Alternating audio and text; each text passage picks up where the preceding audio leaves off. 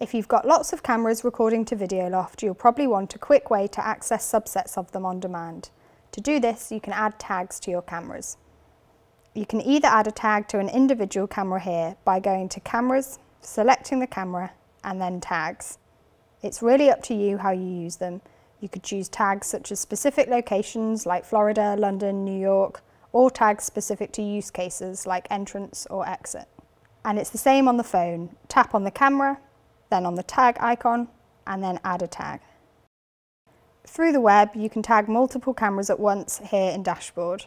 Just select the cameras you want to tag, go to Actions, and choose Add Tag.